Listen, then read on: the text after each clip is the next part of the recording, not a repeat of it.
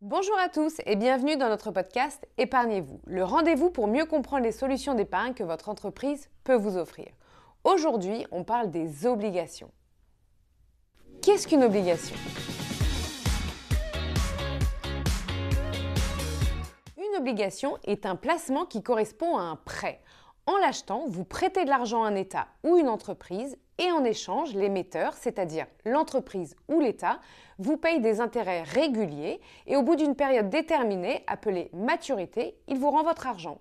Il existe différents types d'obligations, mais l'idée reste la même. Vous prêtez de l'argent, vous touchez des intérêts et vous récupérez votre capital à la fin. Quelle est la différence avec une action ?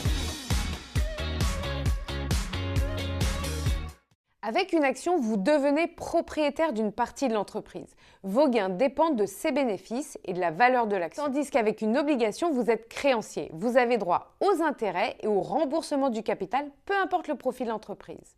Autrement dit, les obligations sont moins risquées que les actions et ont donc un potentiel de gain plus limité. Existe-t-il des risques à investir dans des obligations ? Oui, les obligations ne sont pas sans risque. Premièrement, l'émetteur peut rencontrer des difficultés et ne pas rembourser. C'est ce qu'on appelle le risque de crédit. Pour évaluer ce risque, on se réfère aux agences de notation comme Standard & Poor's, Moody's ou Fitch, qui attribuent des notes allant de AAA à D. Plus la note est élevée, plus le remboursement est sûr. Deuxièmement, on retrouve le risque de taux. En gros, si les taux d'intérêt montent, la valeur de votre obligation peut baisser. Et en épargne salariale, comment ça se passe ? En épargne salariale, on investit principalement via des FCPE, des fonds communs de placement d'entreprise. Ces fonds peuvent contenir des obligations, des actions et d'autres produits.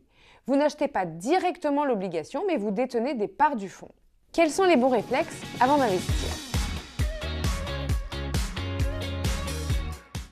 Avant de choisir un fonds obligataire, prenez le temps de consulter les documents d'information clés, les fiches produits et les reportings mensuels. Vous y trouverez notamment le niveau de risque du fonds, la durée de placement recommandée et les principales entreprises et États dans lesquels l'obligation investit, ainsi que leur notation. Enfin, n'oubliez pas, chaque investissement comporte un risque de perte. C'est pourquoi la diversification est un élément clé. Cela peut être entre différents types de fonds, secteurs ou zones géographiques. C'est la fin de notre podcast. N'hésitez pas à partager, liker et à nous poser vos questions en commentaire. À bientôt pour un nouvel épisode d'Épargnez-vous.